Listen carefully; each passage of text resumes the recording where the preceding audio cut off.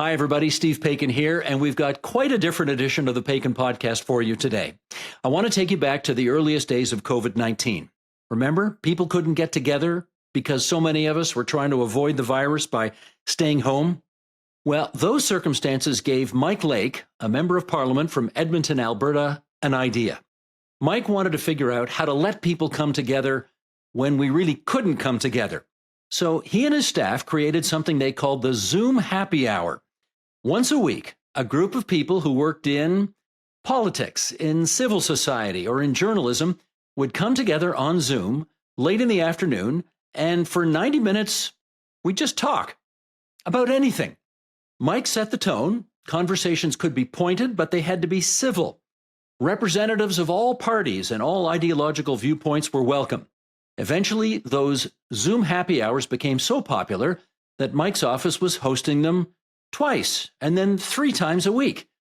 People needed to interact with each other, and during COVID, this was really the only way to do that. Now, COVID, thankfully, is no longer as deadly, but Mike decided to keep holding these conversations, mostly because, well, people just love to keep doing them. We asked Mike if we could eavesdrop on one of his get-togethers. Normally, they're off the record, which made for honest and blunt discussions. But in this case, Mike allowed us to record the session, and I can tell you from having participated in maybe a couple of dozen of these conversations, this one is quite representative of all the others. So I will pass the hosting duties over to MP Mike Lake as we introduce Zoom Happy Hour, coming right up on the Paikin Podcast.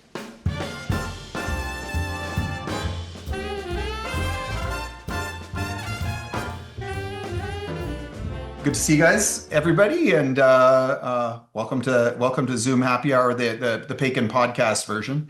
We're gonna try and do it as regular as we do it regularly normally. So, and for introductions today for everybody, let's go with a recommendation for something. It can be anything, something you like to eat or watch or listen to or whatever the case is.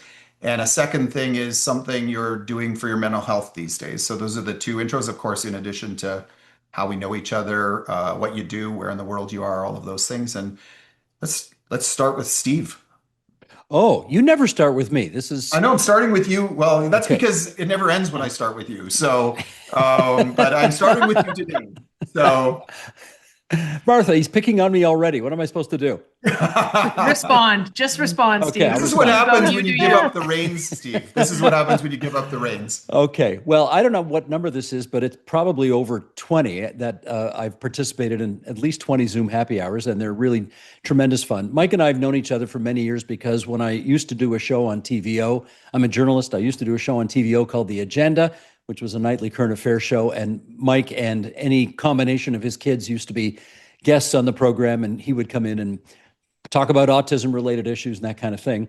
So we've known each other for many years. And what I'm doing for my mental health these days is I play hockey a couple times a week, which at age 65 is no small feat. So I'm happy to be still doing that. And I think it's particularly necessary these days, not because of Trump, but because of the Blue Jays, who, are really, I'm telling you, for a winning team, they put you through such agony before they win, but it's all great because that's what sports is supposed to be. It's supposed to be a lot of agony as well as ecstasy. So there we go, Mike. That's me. And you, what are your recommendations? Your recommendation is? My recommendation is watch as much World Series as you can, because whether and it's, I will say, if you need to cheer for the Oilers because that'll prepare you for also cheering for the Blue Jays. It's the same kind of dynamic watching the Oilers. They're Mike, I have enough problem with the Leafs. I don't think I can help you with the Oilers. There we go. All right. I'm gonna throw to Martha Hall Findlay, who I've known I think longer than anybody else on this call other than Steve. Wow, that's saying something. Because we did meet each other. I was trying to think of when I actually first started into politics, and I think we kind of hit it off as friends right from the beginning, despite being different parties. I think sometimes that almost helps becoming friends. I feel like our hair was a lot darker, I think, back then. Our hair was, well, certainly mine was, certainly yours, but But anyway, and this is my second time on the happy hour, so I'm really, really thrilled to have been invited back. My recommendation, I'm there too, watch the World Series. I don't know about anybody else on the call, but I find it really hard sometimes to just sit and not do much. The time I'm able to do that, and I guess as part of the mental health, I find the only time that I can just sit and do nothing is if I get in my canoe. In my place in the summertime, I get in my canoe and I'm paddling. My dog always comes with me. She loves it. Um, and I can't read. I can't do anything other than just paddle. I find that amazing. I think the World Series is kind of like that now because I'm not anywhere where I can take out my canoe. So watch the World Series. It's exciting but kind of mindless at the same time. I hope no baseball fans take that personally, but it's one of those, you can't do anything else, so you might as well just watch, Yeah, it's an right? easy And that would be sport, great. an Yeah. easy sport to watch Yeah. and sort of unravels slowly. And yeah, I feel like there's a theme here, the World Series theme. Uh, Well, it's kind of a thing right now. And for Pretty those of us exciting. who have either lived in Toronto or still live in Toronto, it's kind of a big deal. I remember being downtown in 1993 when they won that last one, and my God, the city just erupted. I was a Torontonian then, and it was pretty exciting. Yeah. Yeah. I watched the Joe Carter home run on a little portable TV, like before you had iPhones and everything else. Like it was a thing to actually, after a hockey game. I'd played a hockey game and I didn't want to miss my game. So after the game, we were watching the end of the Yeah. baseball game. And And don't you think, like, as a country right now, I mean, Donald Trump got elected, he's talking about the 51st state, and all sorts of people buying Canadian flags and hanging them on their in their windows or on their front porches, but we don't often have things to rally around as a whole country. And man, it sure feels like people are for the Blue Jays. I just hope they don't disappoint us. And it Anyway, really is Canada's team. There's just as many yeah. per capita Oilers fans, as many per capita Blue Jays fans here in Alberta as there are in Ontario. It's kind of a magical time. I'm gonna throw to Andrew Ference next, who's in Alberta right now. I'm in Red Deer, Alberta. I'm typically living on Vancouver Island, but I am an Albertan by birth, growing up just outside Edmonton. But yeah, I'm just finished talking to the WHL kids out here in Red Deer, so I'm stealing their office space for the day. But my name's Andrew Ference. I work for the NHL. Used to play in the NHL, and know Mike from an NHL event. So, but yeah, pleasure to meet y'all. For mental health right now, it's kind of the same. Honestly, I think it's probably just getting my heart rate up, whether that's through a bike ride or through a run or some kind of fitness, anything, playing hockey.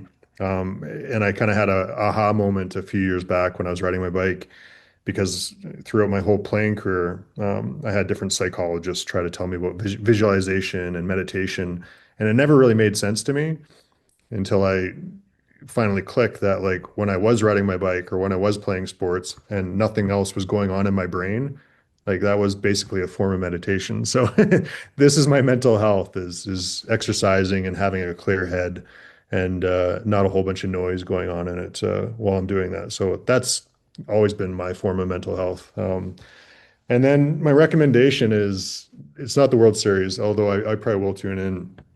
But I love podcasts. I listen to podcasts every day, and one of my more favorite ones is Friedman, MIT guy. He does these long form interviews, but he had a really good one the other day with Pavel Durov, who's the founder and CEO of Telegram. Fascinating character, and so my recommendation is that podcast. I don't share too often, but I shared that one with a few people because he's a really interesting guy and character. So if anybody wants That's to, cool. And when Andrew's normally on Zoom Happy Hour, and sometimes when he comes on and turns off his camera, that little hold placeholder comes up. oh yeah, I can And probably do that right now if you want. I wonder, yeah, there you go. There you go. Oh, nice.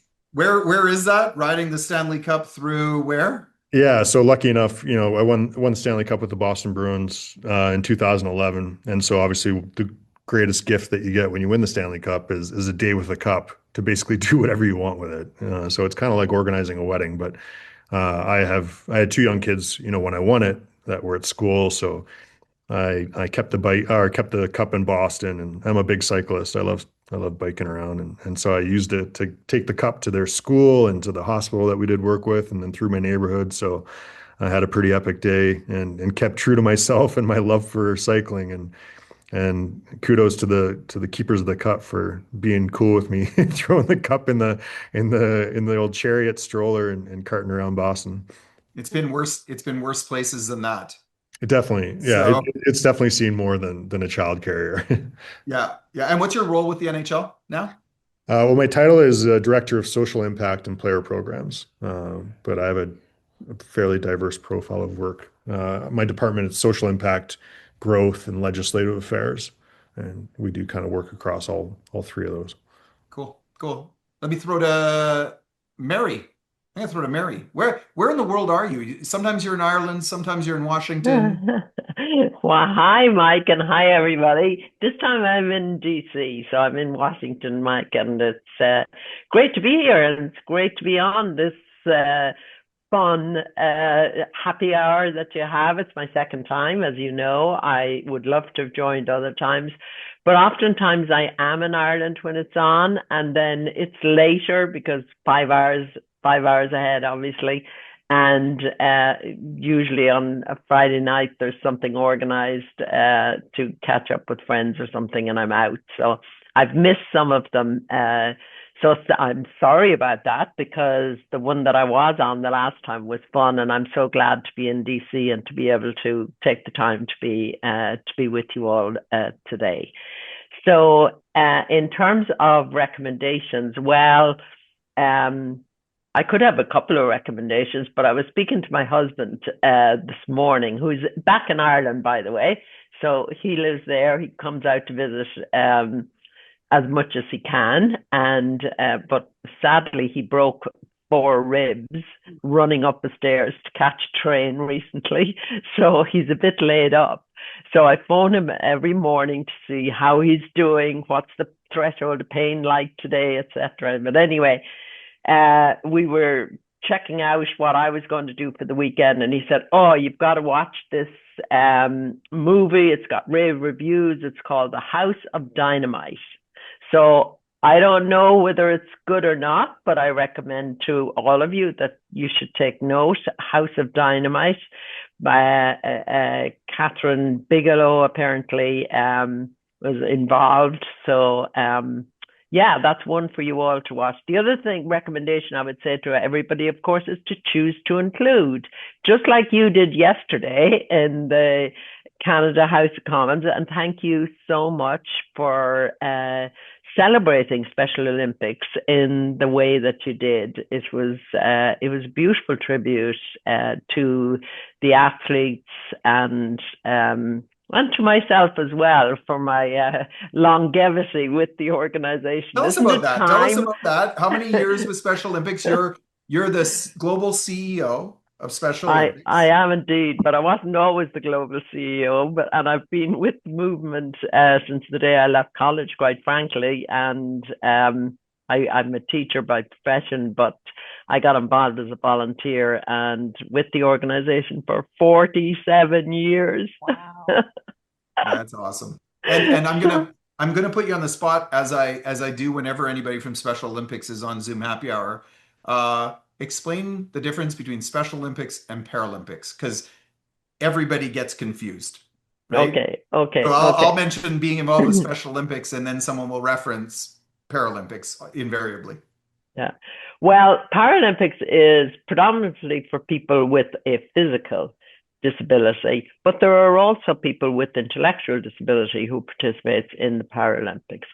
Special Olympics is for people with intellectual disability, just.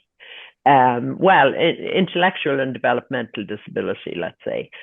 So the other difference then is Paralympics is like the Olympics for the best, the best. Special Olympics is to be the best that you can be. So that's the difference. And the third difference I would say is Special Olympics is grassroots. every day in every community right around the world, over 195 countries participating.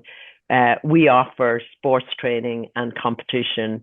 And as well as that, we offer things like a very comprehensive health program, a unified schools program, which is through the power of play, bringing students with and without intellectual disability together on the same playing field to learn from each other, to learn about inclusion, to learn about dignity, to learn about acceptance, and etc. And the other thing we have then is a leadership program, which a lot of our athletes go through an athlete leadership program so that they can speak and represent the movement themselves, and so that people can see their talents and abilities. This week to meet with one of your ambassadors, athlete ambassadors from Alberta, and listen to another one at the big reception, and it turned out that the athlete that spoke at the big reception was nephew to Richard Martel, one of my conservative colleagues, a former, I think the winningest coach still in Quebec Major Junior history, I think, Steve. Just a fun fact for you there. And yeah, so it was a great week celebrating those athletes. Yeah. And yeah, it was. You're great. I think that athlete was Damien, was it? Yeah, that you're celebrating as well. Yeah, fantastic. Yeah. So basically, that's the difference between. I hope that explains it to everybody. That's the difference between Paralympics and Special Olympics. Both very worthy organizations. The Paralympics does a fantastic job, also, but there just is that difference. That fundamental difference being we're grassroots and we're for everybody year round all the time, rather than for the best that there is, which is what Paralympics do. So all good. So in terms of mental health, well, like Andrew, I love to get on my bike, and I was actually saying that to my husband as well. Part of my weekend will be just getting out on my bike and go just trekking around wherever it takes me. I love to do that at the weekends when I have free time to do it. So I'll definitely be doing that. I also go to the gym. I used to run a lot. Completed the New York Marathon at one stage and a couple of other half marathons, but my knee gave in eventually, so had to give that up. And I thought I would never recover from that, because that and to me still, like, I go to the gym, I get on my bike, do lots of cycling. Nothing substitutes for out on the roads running and the endorphins and the feeling that you get after doing that. So the next best thing, I guess, is cycling and going to the gym as well, which I do quite a bit. There we go. Awesome. Yeah. And I'm going to make a connection now. So Jennifer, when I was taking a look at the origin story of Special Olympics, which is the Shriver family, so JFK's sister, Eunice Kennedy Shriver, founding it, and Tim Shriver's still the chair. Yeah. But there's a Canadian, Dr. Frank Hayden, who was right at the very beginning in the mid 1960s, leading up to the first games in 1968, and there was a Rotary connection. As I was reading it and the sort of founding, right on the Special Olympics page, there was a Rotary connection right in the mid 60s as Frank was doing the important work he was doing. So I'm now going to throw to you. Well, thank you, Mike. And it's awesome to be on. I don't know how many this has been, 4, 5, 6, 7, I'm not sure, but it's been a number of them. And I always love, whether it's 8, 9, whatever it is of us, I love just hearing everybody's stories. It's really cool to be here, and just you bring together such an eclectic group of people, yet there's always a through line. Like, there's always something that kind of interestingly unites us all, which is really cool. And I'm coming to you from Windsor, Ontario today. My name is Jen Jones. And so the Blue Jays are somewhat popular here. I would have to say that the Detroit Tigers might be a little bit more of a hometown favorite. However, I will say There is a lot of support right now, and everybody has flipped the switch. And I don't think that's just because it's a winning team. I think it's because we're all being, as a country, very united and very behind things that are genuinely things that unite us. And so I think that's really cool. And so go Jays, yay. I don't follow the Tigers. I'm not really a big sports follower of any kind. Uh, in terms of mental health, I would say that right now I also love getting on my bike, and we have a cottage about a half an hour away from here on Lake Erie. And so whether it's biking or walking country roads, that's my absolute happy place. And right now, walking by a farmer's stand and getting an apple and continuing the walk just makes me so happy. Spent some time in part of Southern Ontario driving around to Stratford last week. The colors were just magnificent. And again, just stopping by, farmer stands, buying cheese, getting apples, everything that is just of fall in this part of our country right now gives me a lot of juice. I didn't talk about Rotary. Sorry, that's I think that was your cue, Mike, to me to say our connection, and that was born out of the fact that we got to know each other a few years ago because I happened to serve in our organization's leadership, and very proudly so. And so coming to Ottawa on a regular basis to advocate for the ending of polio. And today is World Polio Day. So I have my World Polio Day pin and Polio Now pin on. And it is, it is really remarkable how it is probably the biggest and maybe perhaps only largest nonpartisan initiative, I think, in our country, where all parties over multiple successive governments have stood behind the fact that, kids everywhere have to be safe. And until every child is taken care of and every immunization drop is given, kids everywhere are at risk. And so it's really important that we focus on this. And our Canadian government, under both the Conservatives and the Liberals, have been enormously generous and have been a leadership country across the globe, compared to many others, have stood in the top ranks of understanding the importance of this international development issue.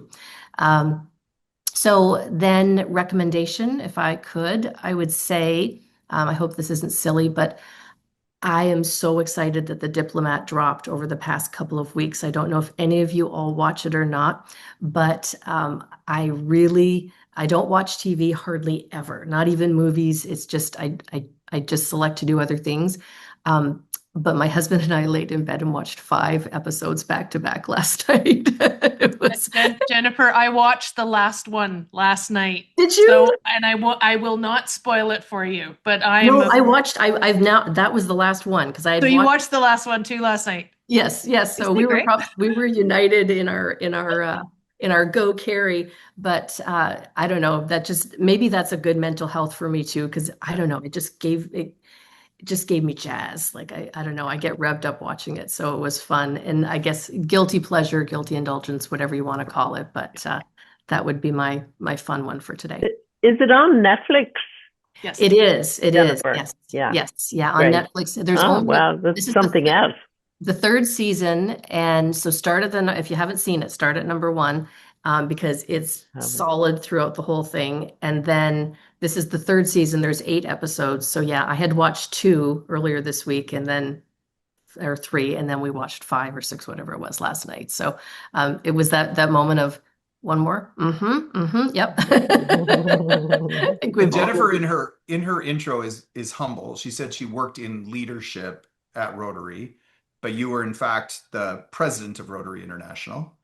22, 23, I served as our first female president in our 118-year history. And so it was a real honor to be able to represent not only Rotary, but also the country of Canada in many ways. And so had an incredible privileged opportunity to be able, and continued to be able to meet with so many beneficiaries across the globe. We exist in more than 200 countries and geographical areas. So the opportunity to meet with our members, with the people we help And then in most circumstances with whoever the head of state or government representatives were, to continue partnerships and to, help drive the agenda for doing good in the world in every corner where we exist. So, And I think you visited every corner of the world following your social media feed. And I had the chance, their International Conference was in Calgary this year. And I had the chance to go down and give Jennifer a King Charles Coronation Medal and then walk around with her. And she was an absolute rock star. Everyone wanted their picture taken. Everyone wanted her autograph. I worked for the Edmonton Oilers for 10 years. So I've been around that kind of vibe and never hung out with anybody that was a bigger rock star at any event than Jennifer was at the Rotary International Convention. It was quite something. well, Obviously, people appreciate it only happens a couple times a year that we have an event. So if I need to get my self-esteem up, that's maybe one of the ways that it happens. It doesn't happen at home, believe me. It was very cool. It was very cool. I'm gonna throw to Gat next. Over to Gat. Hello, Mike. Hey, everybody. My name is Galwak Rimdeet. I am a lawyer here in New York City, where Mike and I met about three years ago now, I think, Mike, at a UN General Assembly event that was organized here. For my mental health, and I hear that everybody actually here like to exercise or bike around. I actually do a lot of walking. I also run. Jennifer, you like walking. I love walking. I actually live close to Central Park here in New York City, so I walk all the time.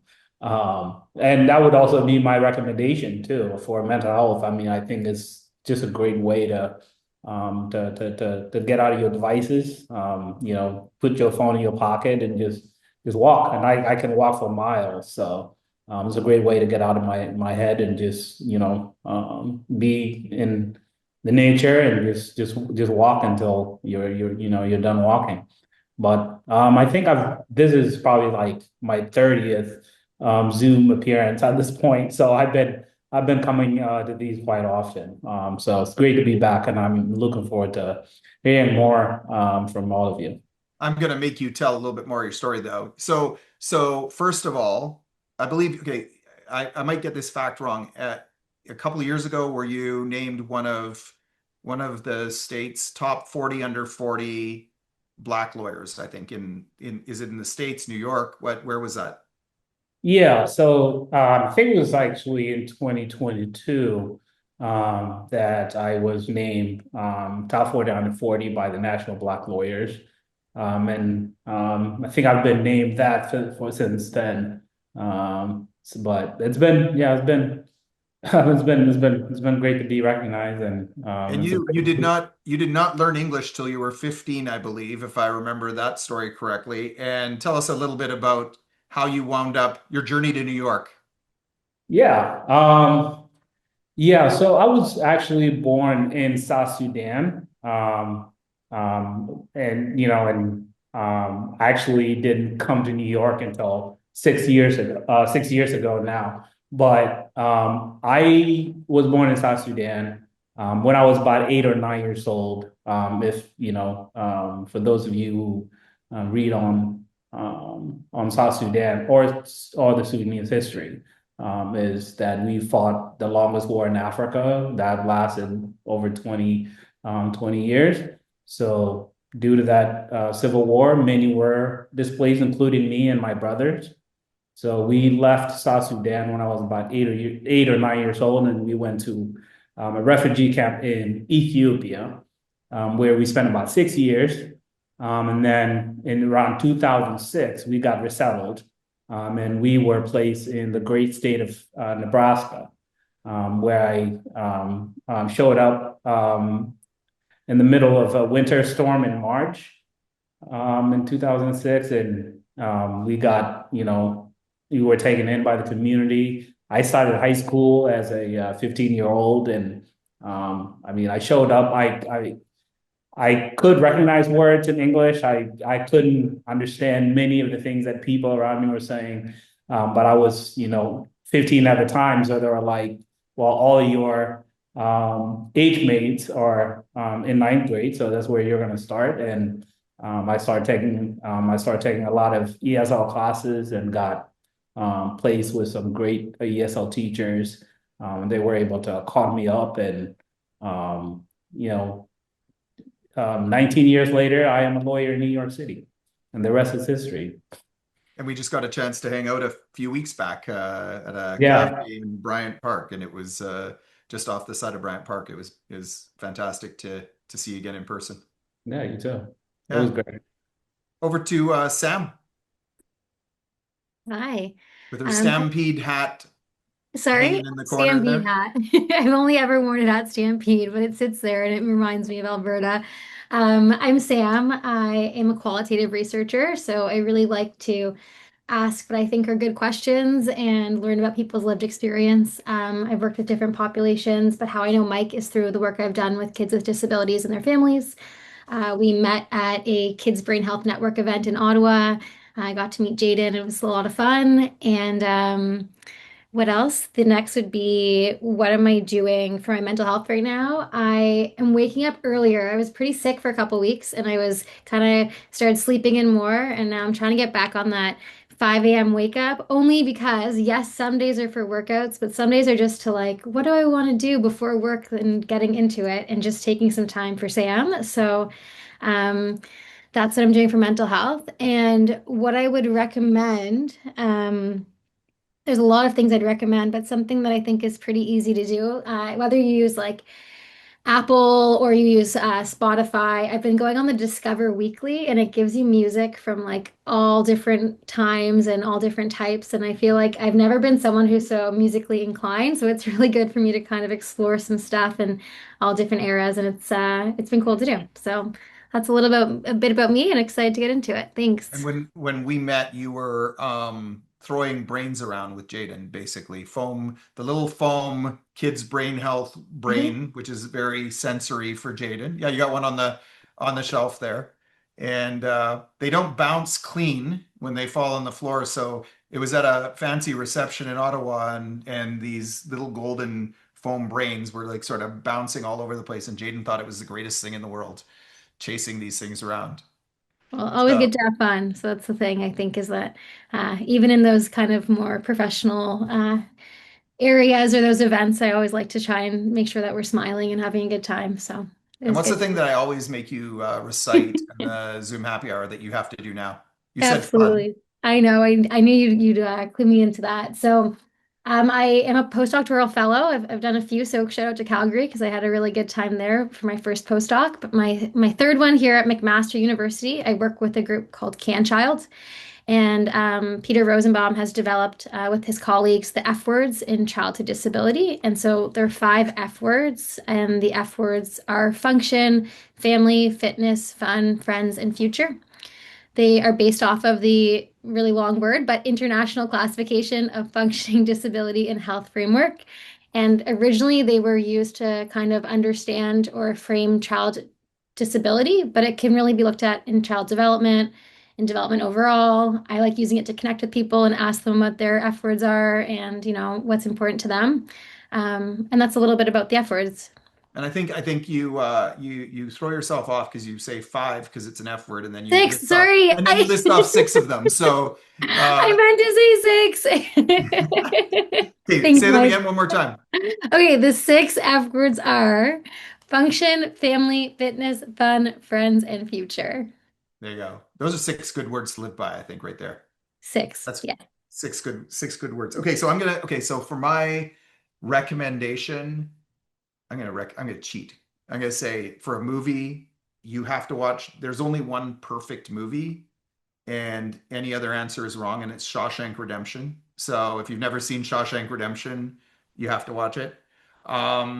For a TV show, I would have lots of recommendations. I like to wait until shows are done and then watch them through. And so the one show that I'd say you can almost watch with anybody and be safe and is great is Friday Night Lights. 5 seasons, Friday Night Lights is it may not be the top rated show of all time, but it's one that I've never talked to anyone that didn't love it.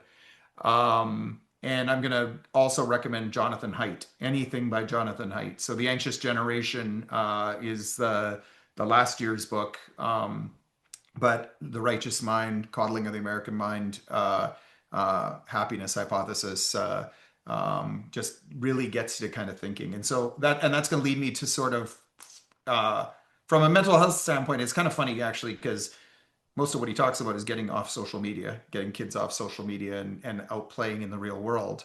But what's been really good for my mental health over the last 4 days is just rewatching the Springer Dinger over and over and over again in any remix or mashup that anybody's made. I will never get enough of watching that.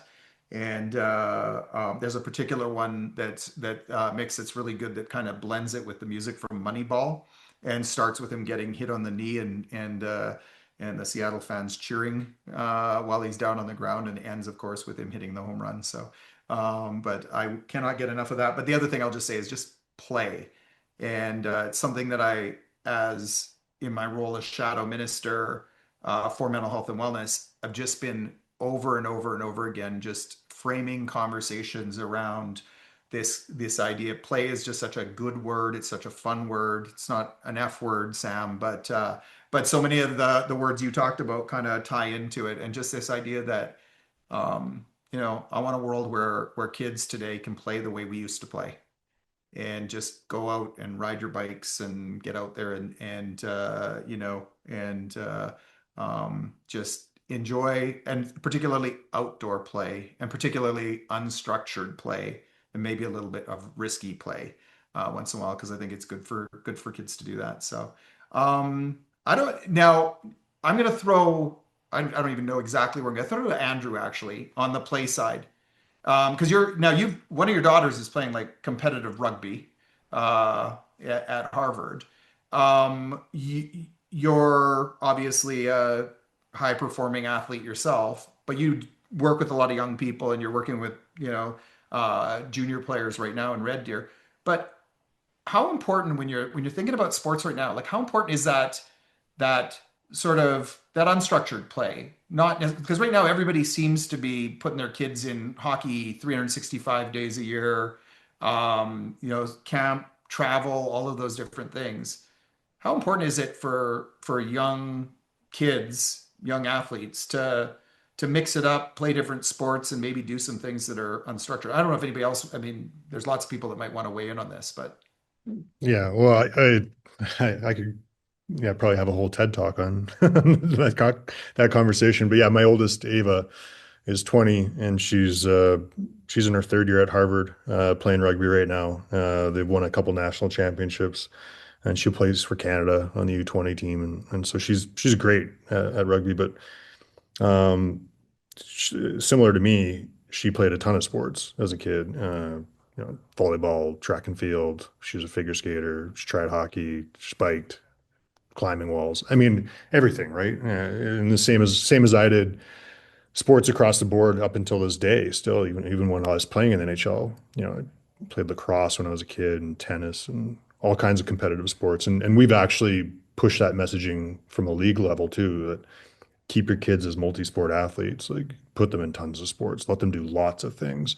We push that messaging all the time. We've even gone so far as surveying our entire population of players, and I think it's right around 90% of them played competitive sports up until like the age of 15, other than hockey. And so we've done all the research, we have all the numbers, we have all the proof, and damn it if marketing isn't a thing, and youth sports has turned into a big business, and there's no shortage of, camps and leagues that will prey on parents' insecurities and tell them that you're letting little Jimmy down if you don't have him in hockey 12 months a year and going to every single camp and doing all these things. And you could replace hockey with any sport, really. I think most sports have gone at the youth level a real professionalized and commercialized route. And it's marketing. It's preying on parents' insecurities that they're letting their kid down if they don't,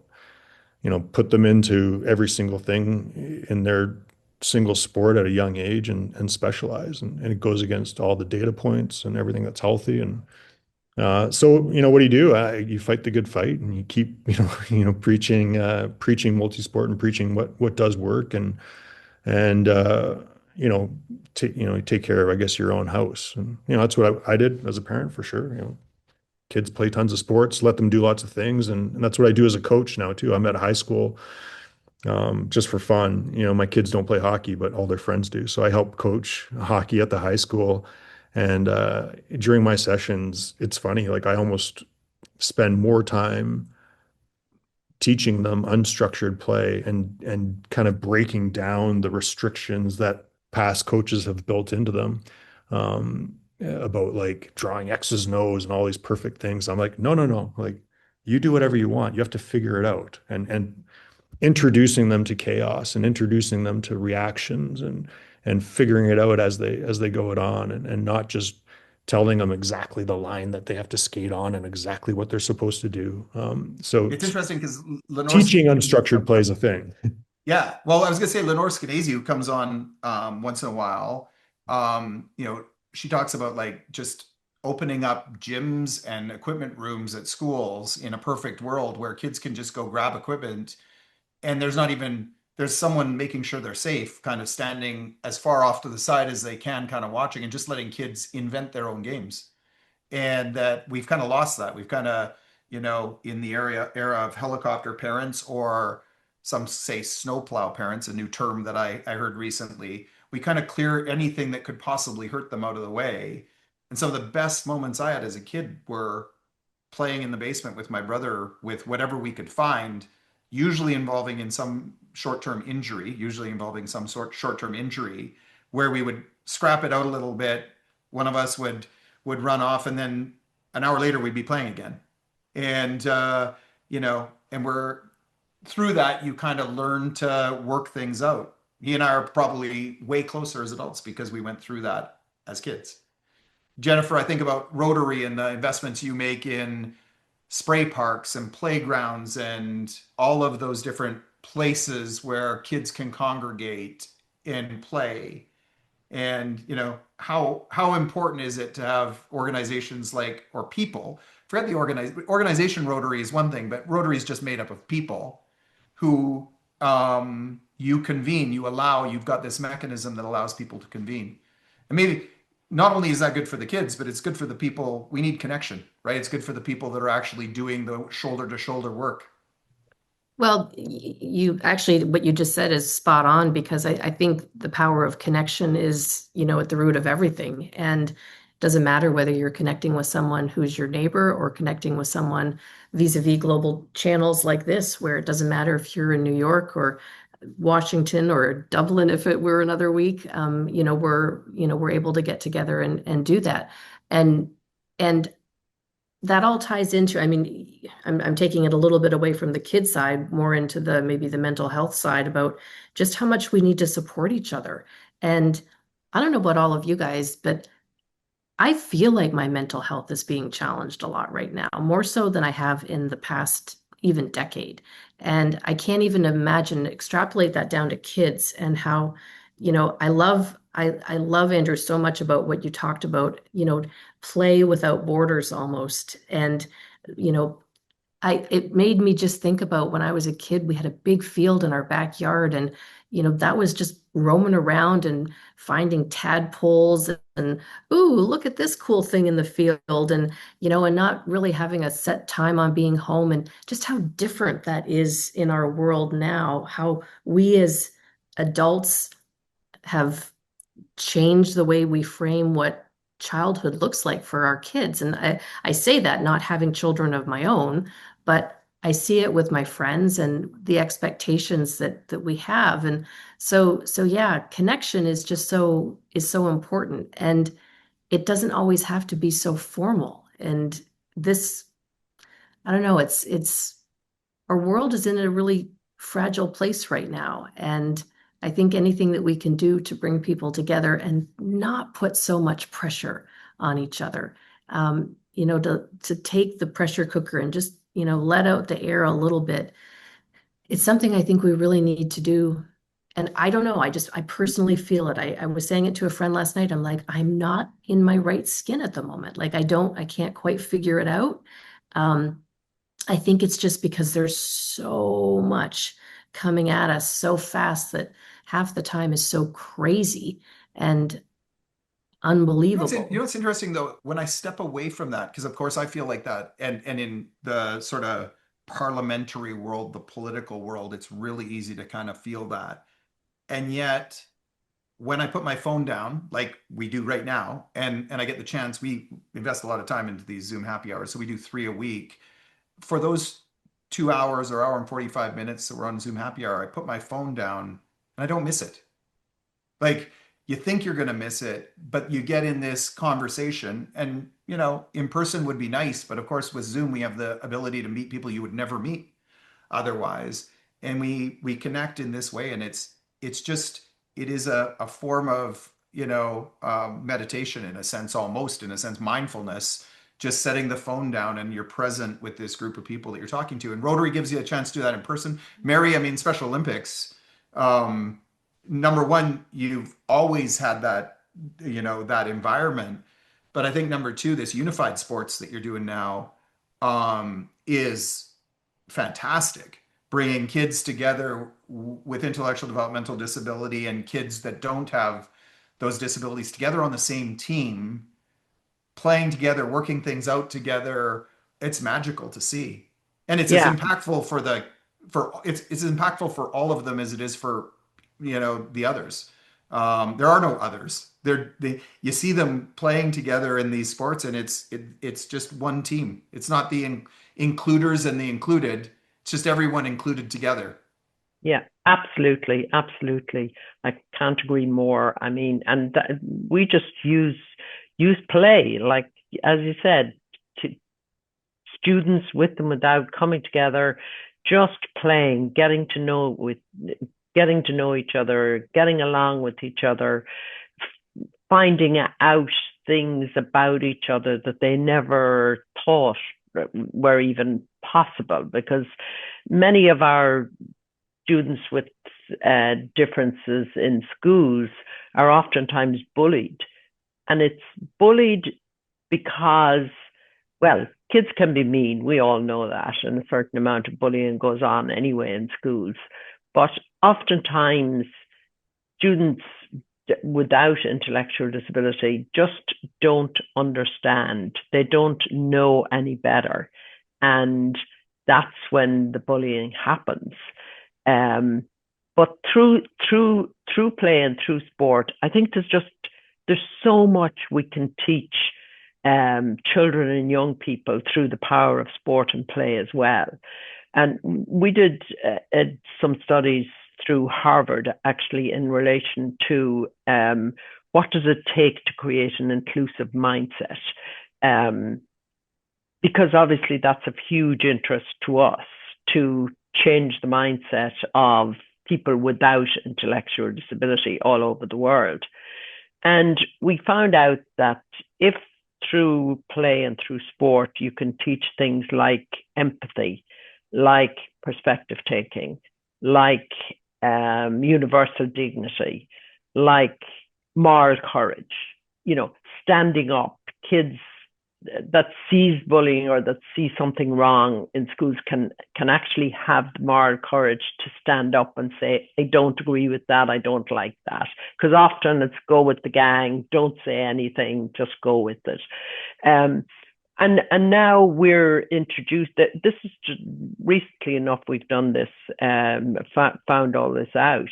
So now we're designing our curriculums in schools, for teachers, for students, and in other areas as well, like the health area for healthcare workers, and for sports coaches, to understand that if you include these types of things in your play and in your sport, then you're going to change the mindset of people, and they're going to have a different perspective and view people with special needs in a very different light, and understand more, and therefore in understanding be more accepting of difference and including them. So I'm such a huge advocate of play.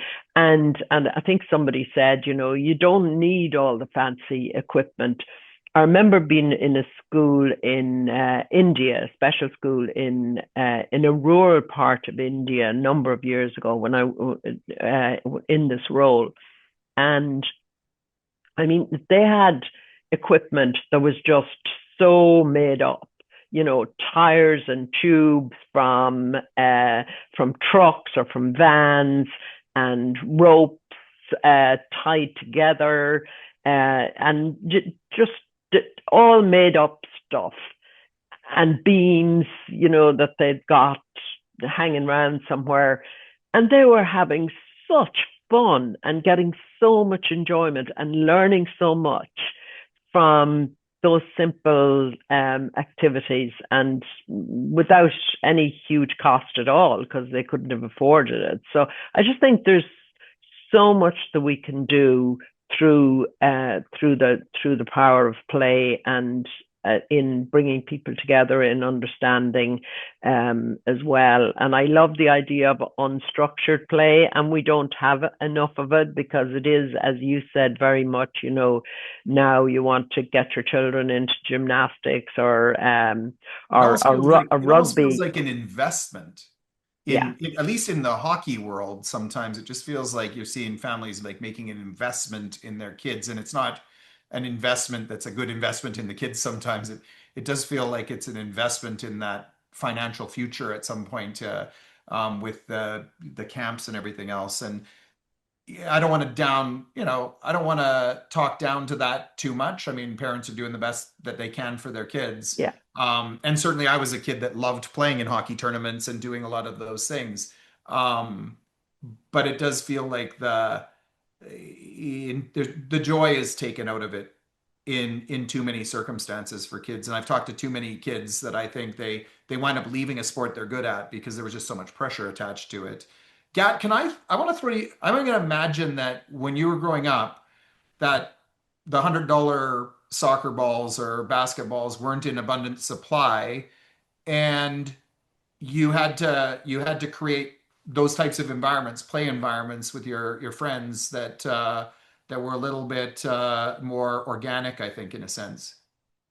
Yeah, I was nodding very heavily as I was hearing Mary explain that you don't need so many fancy equipment to actually to have fun as a kid, especially in those places. Yeah, I mean, I got to the camp, to the refugee camp at about, at a very young age, and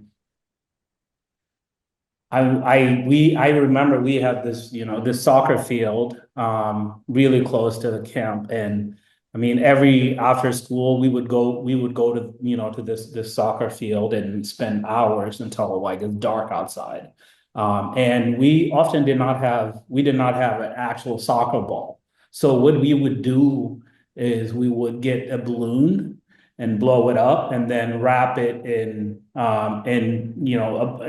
cloth, and like ripped up cloth, and just wrapped it until it's heavy enough to bounce up and down and heavy enough to be kicked around.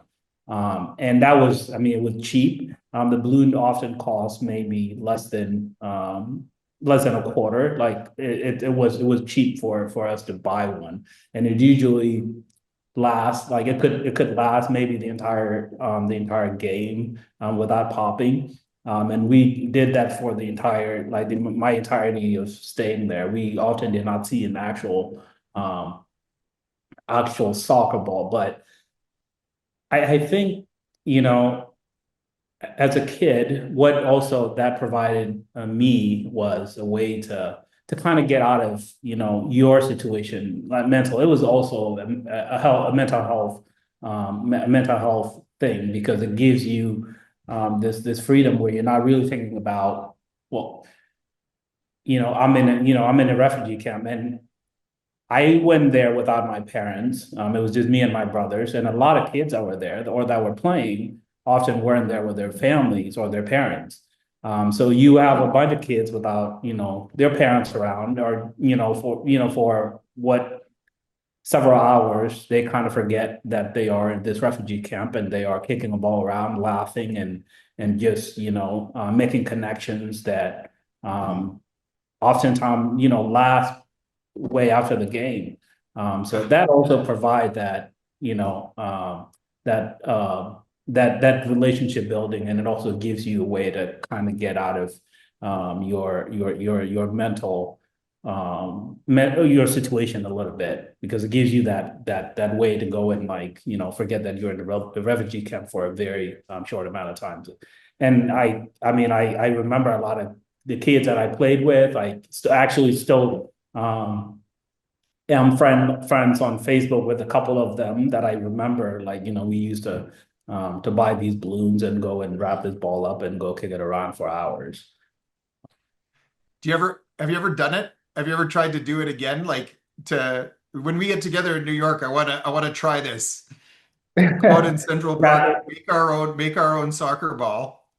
Yeah, no, I mean, I don't think you can actually forget it, because I've done it so many times. It's just probably like second nature.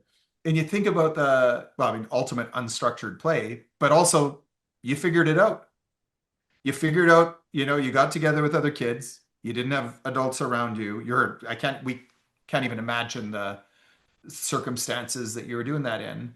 But you think about what we call the mental health crisis right now for our kids, and the need to be able to figure some of these things out. I think, that gave you a certain resilience, probably, serves you to this day.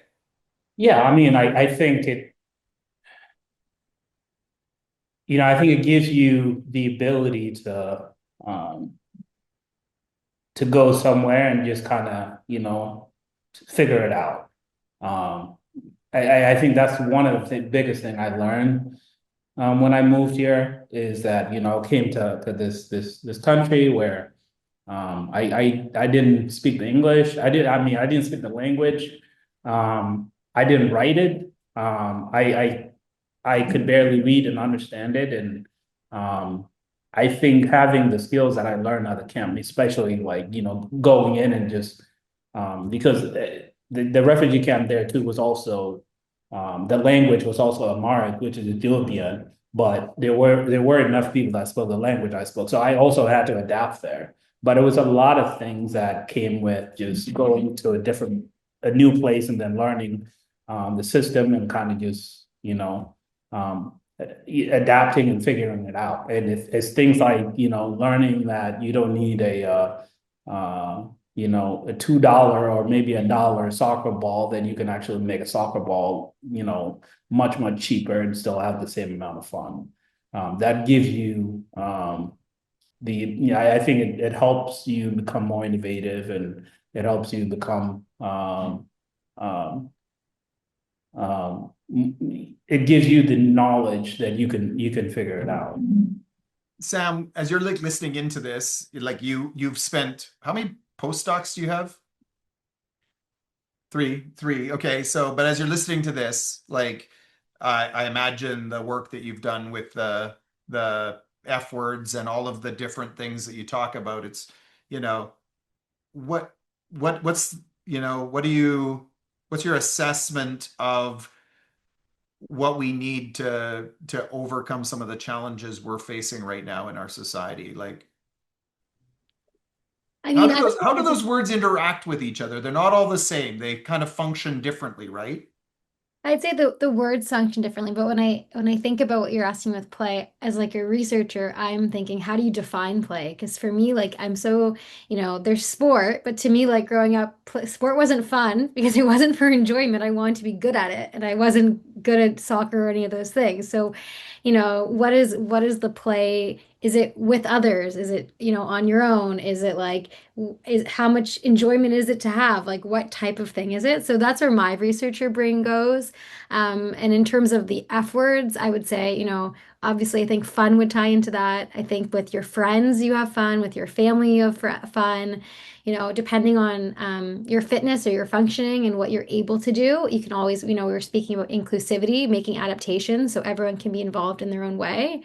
But I'm really stuck. I was just looking up, it was funny, like how in the dictionary, how do you define play?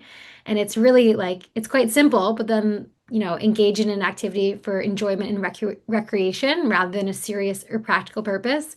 But then when it becomes your job, like Andrew, was it still fun? Like, was it still for enjoyment or is it no longer play, right? So going in a whole other way with that. But I was just, and then the second definition is to take part in a sport.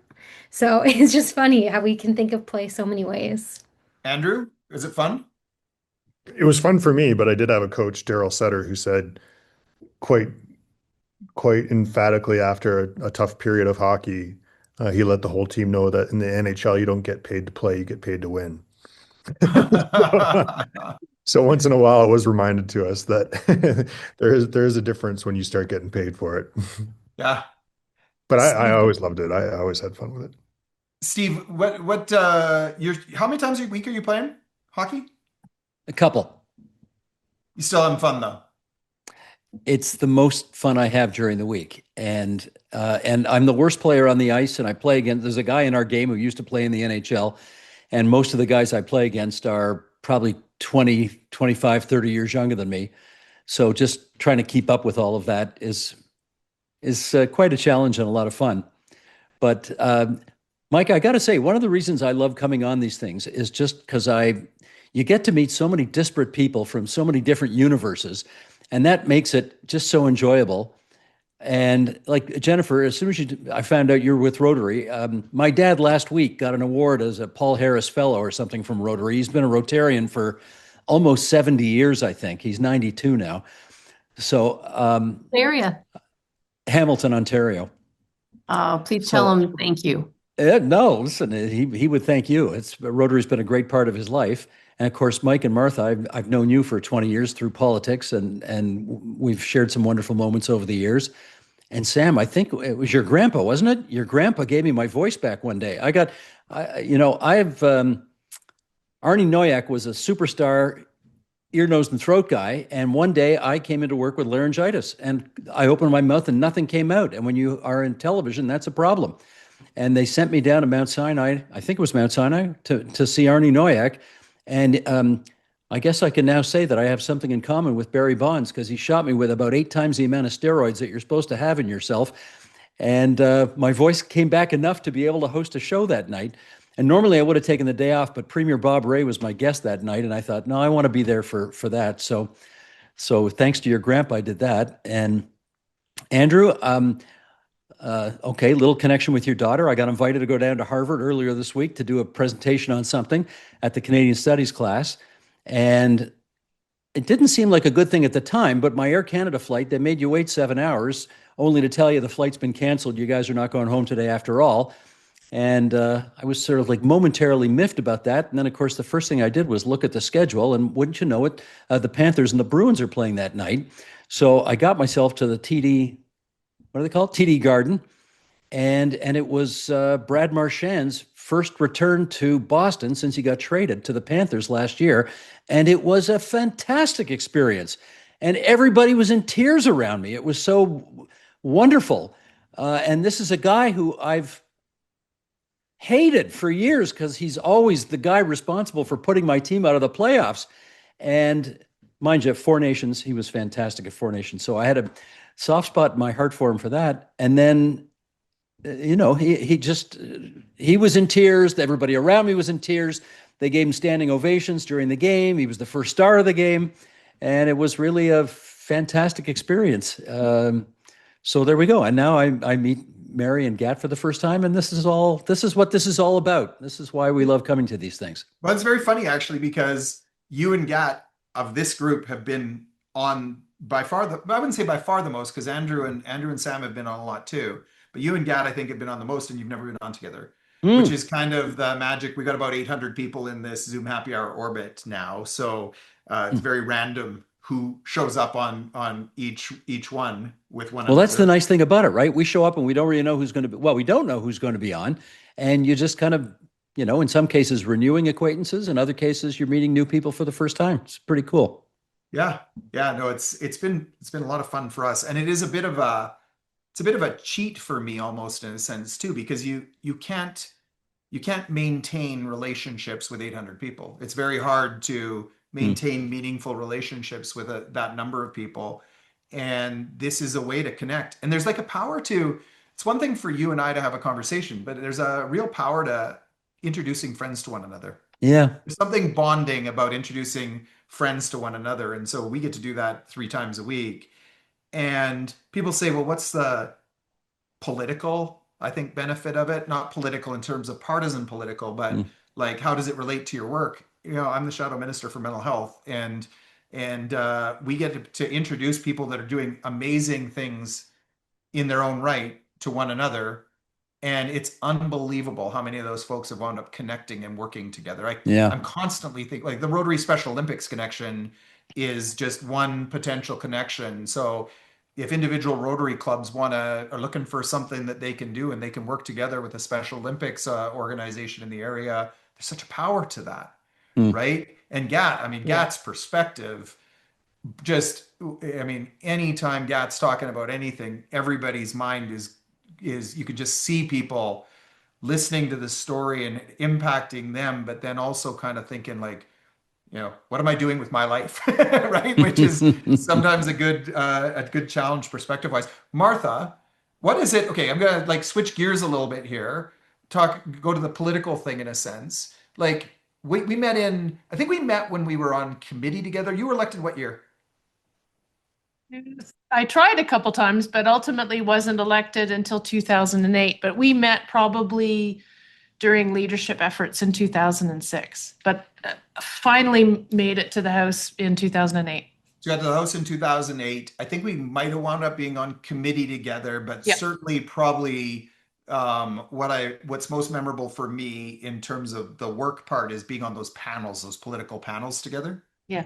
Right. And I think we wound up on a Tuesday panel. I think almost every Tuesday, you and I duking it out a little bit. And what do you Yeah, but remember we of never those? duked it out that badly, right? Which is, I think, where some of the benefit was. Because I've never liked the duking it out part. I don't, and there seems to be an awful lot more of it now even than there was then, but. You're pretty good at it for someone who didn't like it. Why, thank you, Steve. You know what? But I was having this conversation the other day where someone was talking about almost more of this sort of why can't you all find more common ground? And I think that's important. It's important for sure in this kind of context, but at the same time, we do need to be a country that successful countries have strong, robust democracies where people do argue and fight over the vision for the country and where the country ought to go. What I appreciated about you is we would argue civilly, but we would debate. Our parties had very different views on the direction we ought to go. But I felt like it was always fair, right? I think that's the key. But I don't think we were in government at that time. And I would say every government wants a quiet House of Commons. When you're in government, you want the House of Commons to be as quiet as it can possibly be, right? And so, but it's good for democracy when we can find the right balance in terms of the feisty debate on things that are important. Well, I'm fifth of 6 kids, and we're all 3 years apart. And my father was really quite conservative, and my mother was most definitely not. I mean, Steve heard me say this the other day. My father would say, we were talking about voting and the importance of voting, and my father would say, well, Betty, you can't go and vote. You'll cancel my vote. And she would answer, that's exactly why I'm going to go and do it.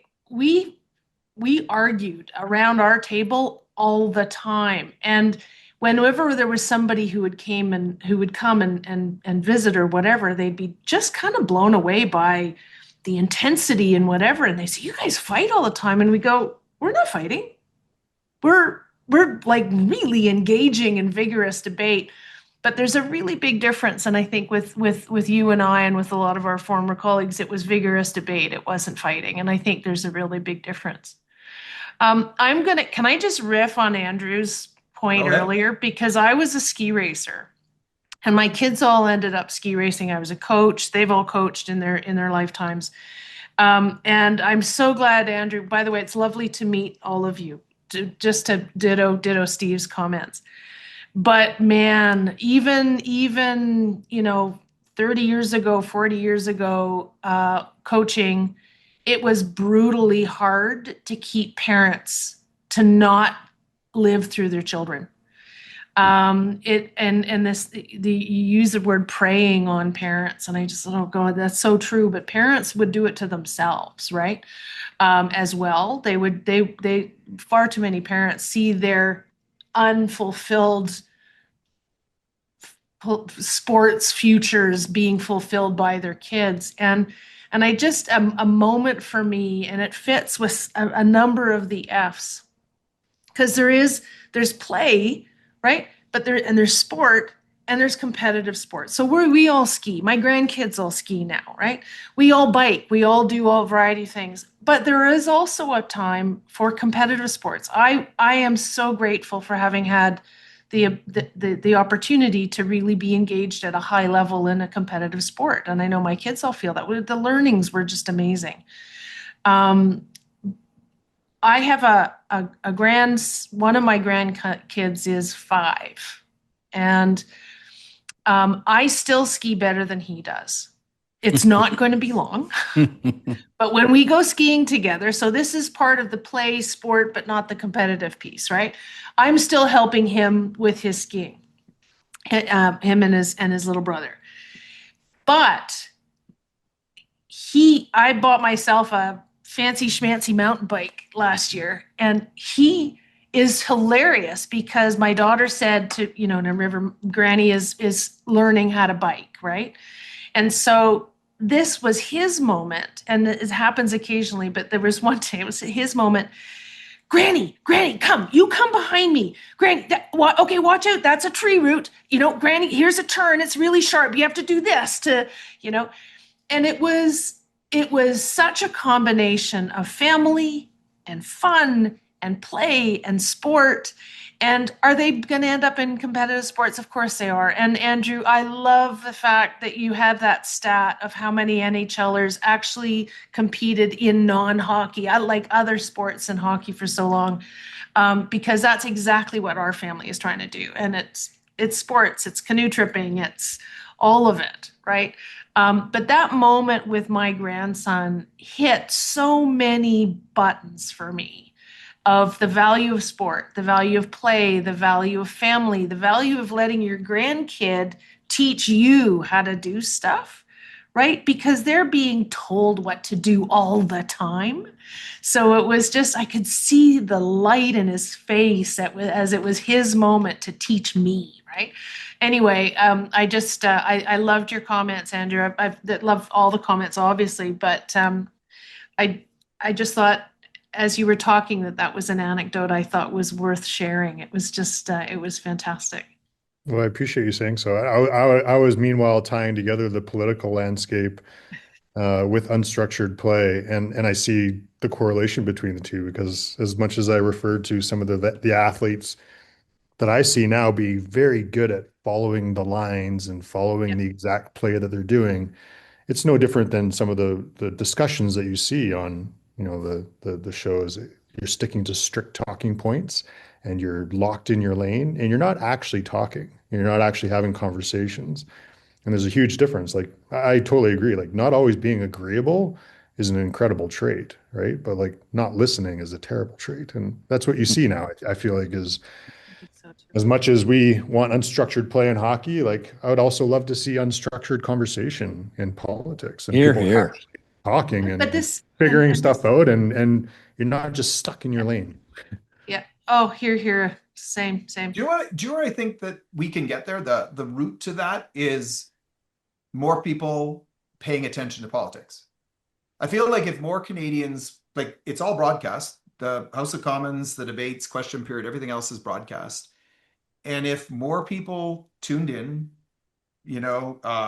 cut and pasted stuff in context in social media and whatever the case is, politicians, we all want to get elected. We're going to respond to what our public is is telling us, is demanding from us. And I think that it's a small portion of Canadians and a small portion of each of our parties that really, really pay attention to politics and get involved. And I do think it'll change politics if more people tune in, more people get involved.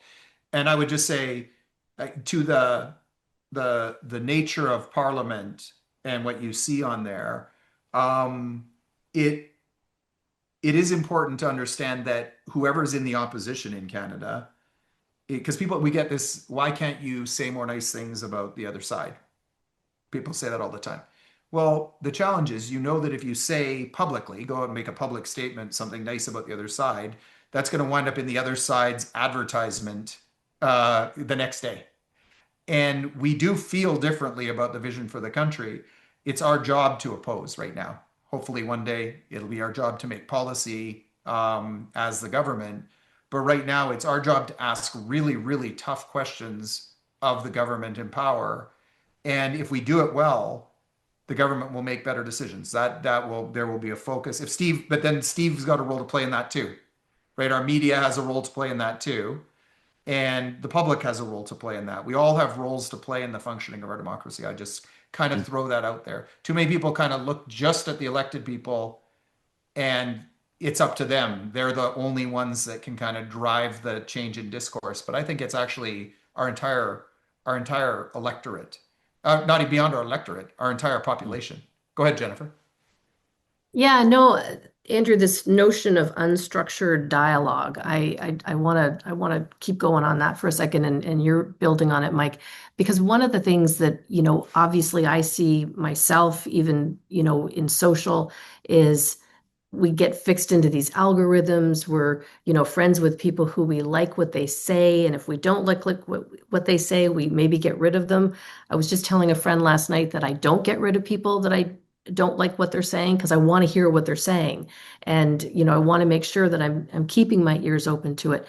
But I think we're witnessing this incredibly challenging time where we see people just going off and only hearing what they want to hear. So that opening up of dialogue and what you and Martha went through years ago, being able to have that, respectful dialogue with each other and push back because we want the best of things. I don't know that I feel like that's happening. I feel like everyone's just getting onto their own private soapboxes, regardless. And I'm not trying to talk about purely government. I think it's in even just in our social lives, our daily lives. I feel like this divide really is just very prevalent. And so I love that we're having Zoom happy hour in a more public space today, because I think it's a great opportunity to say we need to do more of this. We need, we all don't agree with each other on maybe different philosophical things or different political things, but can we be here as citizens of the world having great dialogue? Absolutely. And we need more of this. So thank you for taking this on the road, and thank you, Steve, for picking it up for your podcast, because I think it's we need more of this. Yeah, and that's the hope. That's the hope. Mary, I'll tell you, it makes our jobs easier too when people are talking to one another. It brings clarity to kind of where people want to go, and it's not just the loudest people that sort of you start paying attention to. You're fostering a conversation that includes everybody. Mary, in Special Olympics, I would say, well, Rotary and Special Olympics both are organizations that do a great job of reaching people on all sides. And what do you think the magic is for Special Olympics in terms of the ability to make just a powerful connection with Republicans and Democrats in the States, liberals and conservatives in Canada? What's that magic? Yeah, I will come back to that, I promise you. But I just want to say how much I appreciated what Steve said about all the connections as well here, because, you look at Rotary and Special Olympics very alike in terms of the work and everything. And Rotary have done so much with Special Olympics. I remember in 2017 in Austria at the World Winter Games, Rotary were everywhere. And in 1985, when I was very involved in organizing a World Games in Dublin, it was European Games, sorry. It was Rotary who did the majority of the work. So, it's incredible. And Andrew talking about rugby, I'm such a huge rugby fan, and your daughter participating in rugby. I mean, I go to all the rugby games, and just, Frank Hayden is the other common theme. There was Frank that was mentioned here, who was a lecturer at McGill, I think. And the work that he Canadian, he so inspired me in my early days, straight out of college. He came to Ireland several times. He stayed in our house. We had fun together. We ate together. We played together. I learned so much from him. That just helped me in my career in Special Olympics. I can't speak highly enough of him. I did get to meet him about 2 years ago, and I know he's now in a nursing home. He's 90 plus, I would say, at this stage. But he's still fighting away, is Frank, which is fantastic. So I didn't want to let that go without saying the deep connections that exist, and also I saw the balloons. I saw the balloons and the rag and the cloth around them, in Africa actually, where kids were just playing with them on the streets. So all these connections, it's just fantastic to be part of this discussion. So now I need to get back to what's the magic. Well, the magic for us is what we do. I mean, we unify people. That's what we actually do. We're all about uniting people, bringing people together, people learning from the best teachers, the best leaders in the world is our athletes. So they're, to me, the athletes of Special Olympics or people with an intellectual disability, they're the magic. They're the magic that can bring people together. And for us, we work with all sides, all parties, and we get the best from all of them, to be honest. And the common denominator is the athletes of Special Olympics. It's interesting because I think about labels, like our political labels that we use, they're helpful for democracy. They're important for democracy, for organizing and those kind of things. But they are constructs, and we're human beings before we're our political labels.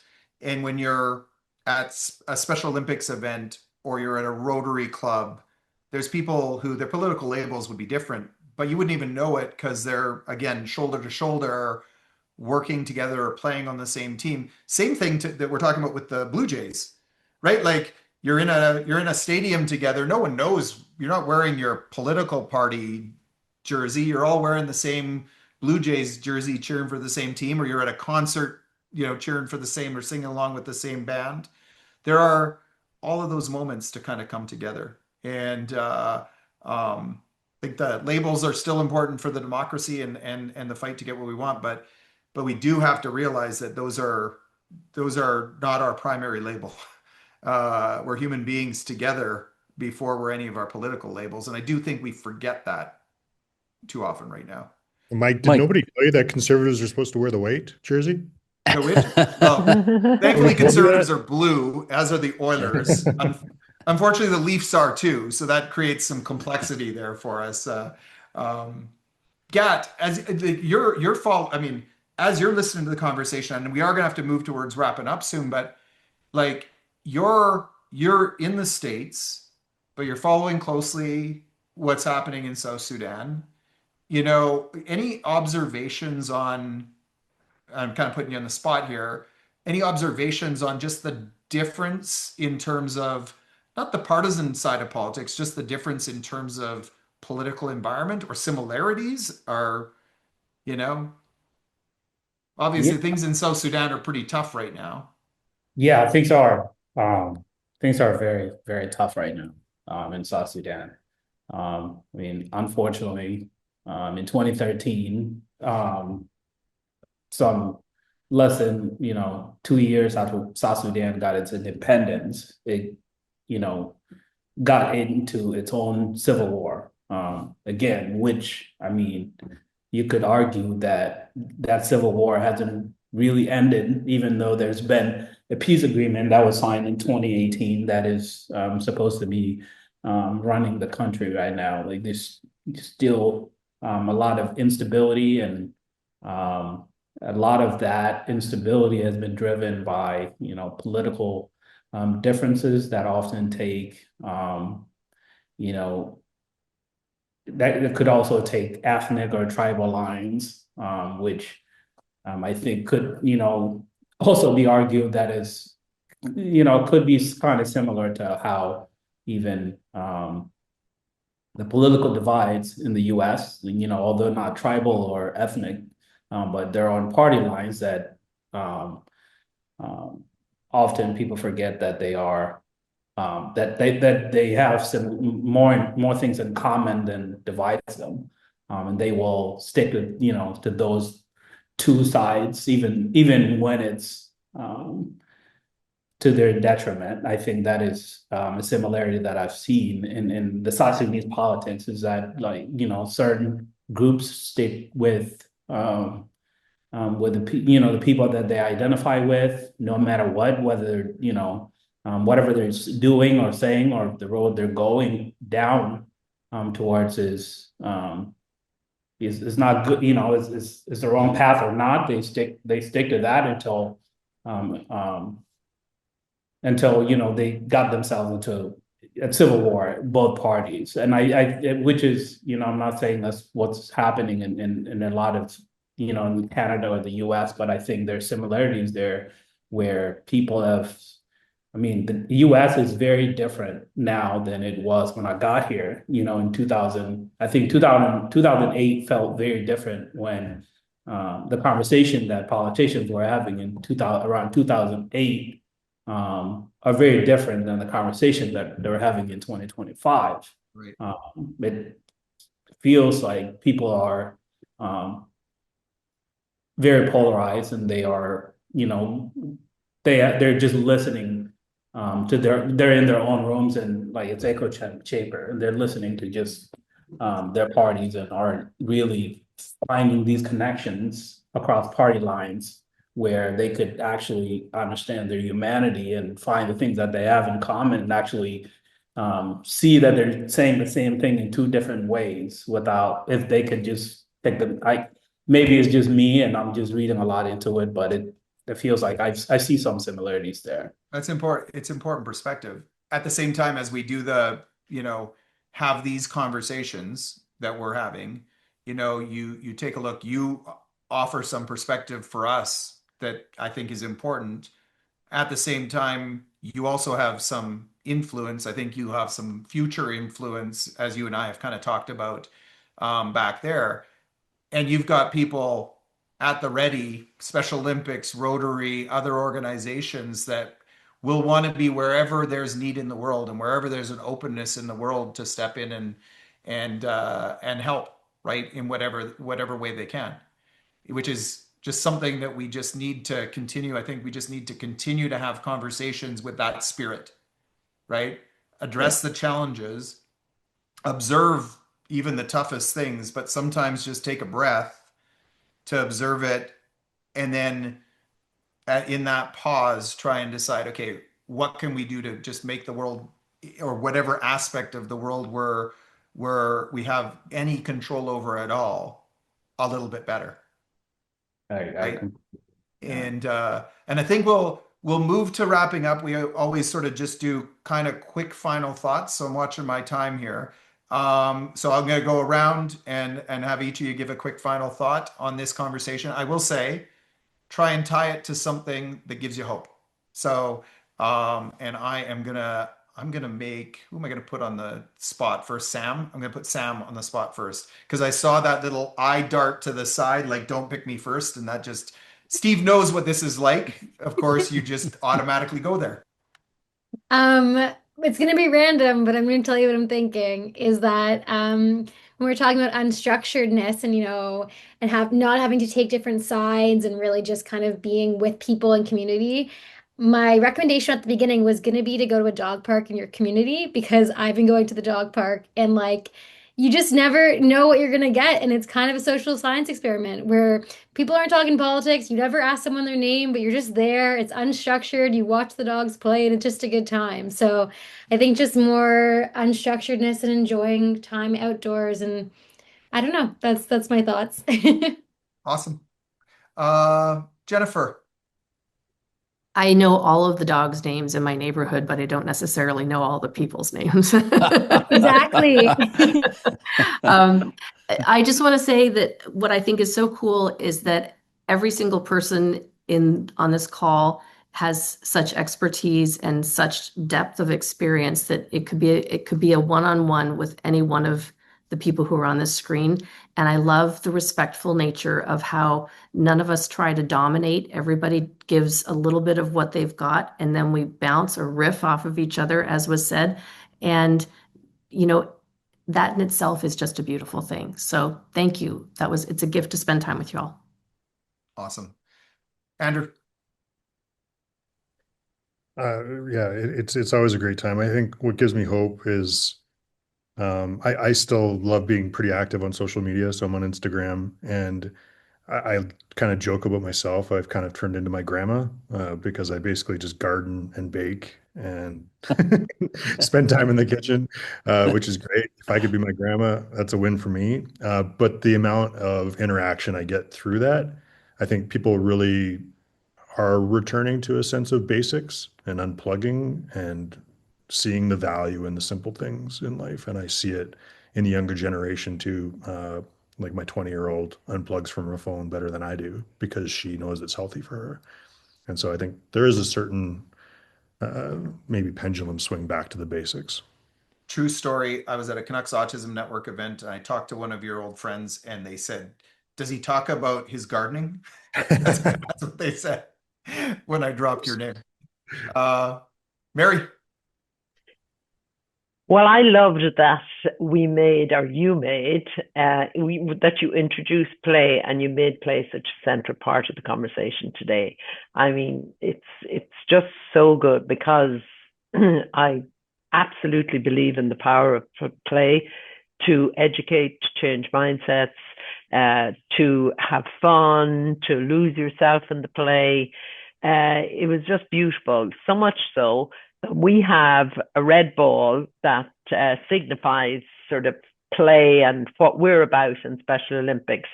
And if the six of you, send me your address, I will send you a red ball. You'll have to pump it up yourself. And then, Mike, the next time I'm on Zoom happy hour, I want to see that red ball behind you on the shelf. There you go. So I please, promise you it will be send there. me. Get the address. I'll move out of the way the though. six people. This is my Yeah, I special. saw If that. you can't I see it, was it's my going to Special comment. Olympics credential from Yeah. Berlin, where I got to walk out with the Canadian team That's right. at the Summer I Games remember. in Berlin. So I saw that. It was brilliant. And the other thing I just say I have to love is that you can engage in vigorous debate. I love it. No more arguments. It's vigorous debate we're having. And you're going to have a lot of time to play when you retire at the end of the year after 47 years at Special Olympics. I am indeed. And golf is big on my agenda. And paddle as well. Awesome. Kat. Well, it's very nice meeting you all. I been here, like I said earlier, 30 different times. I love these kind of rooms, especially now. I think it's very, very essential that we have these kind of conversations. So it's these kind of conversations that gives me hope. And when we gather contact information, if any of you are in New York, you can go for a walk with Gat. But he goes for long walks. So just a warning, it might be tough to keep up. Although there's a marathon runner here too. So previous marathon runner. Martha. I just want to say thanks for this, Mike. I think actually, frankly, what gives me hope, because I'm not actually very hopeful these days, and I'm pretty sure I'm the oldest one in the group here, and after many decades, it is a very difficult time in the world right now, and so I struggle to be hopeful. And so what gives me hope is the fact that you can gather so many people from so many different backgrounds, and they want to get together and just listen to each other's stories, listen to how they're different, listen to how they're the same. And we need way more of it. We just said that earlier. We need way more of it. But Mike, you yourself are such a catalyst to actually having more of that happen. So thanks for being a part of it. And I'm so glad that you brought in play as well, because I really do think play is that, look, people say nonpartisan. Like, people say partisan as if it's a bad word. Our functioning actually requires parties, Mike, to your point. Like, that is actually, it's not a bad word, but it's when it's used badly that it becomes challenging. When you play, you don't wear that. You wear different things, and finding those things that connect us and that we're part of together, that transcend other things that might be different, is so great. So one, that play was such a big part of the conversation, and two, the fact that you're just doing these conversations is fantastic. So thank you. And I will say, Peter McKay says hi. He wanted to come as well today because he was on the board at Special Olympics for 6 years. I know you do some work together with him.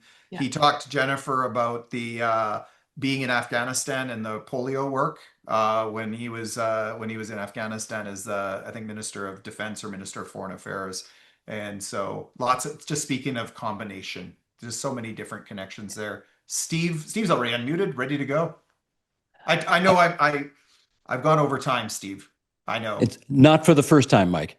I want to go from the sublime, which is Martha's last comment, to the ridiculous, which is my next question, which is, I need some parenting advice from Andrew Ference here, because Andrew, I practically lived at hockey arenas when I was a younger parent. I had one kid play Thursday nights, another kid play Friday nights, another kid play Saturday afternoons, and another kid play Sunday afternoons. And of course, their dad has played nonstop for, I don't know what, 55, 60 years. And none of my kids plays hockey anymore at all.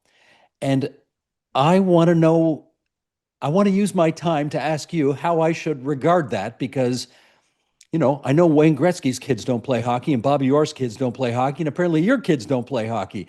And I'm wondering whether my head should explode or I should be okay with that.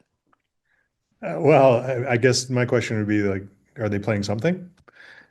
And if they're playing something, that's great. I'm not sure they are. And that's, I find that concerning. The social side of sports is almost, it's tough to replace, right? And I think that's the biggest thing I always pressed in my kids is, like, I don't care what you play, try it, but, like, just play something, because the amount of friendships and the amount of social connections, the amount of business deals that are done through sport, all of it, right? Like, it's just the power of playing together and having an atmosphere like that. So if for nothing else, it could lead to their next business deal or their next their next partnership with somebody in something completely different from sport. I will remind them of that. I knew I'd get good advice from you, so thank you. Mike, thanks a lot for this. This is why it's so hard for me to keep time, right? You just, like, the connections that keep getting made here. You guys will have to connect offline too.